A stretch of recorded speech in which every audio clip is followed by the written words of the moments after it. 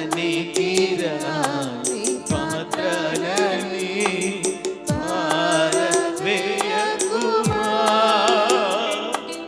పొంగి పొర పాత్రగా చేసి నన్ను నింపుమా.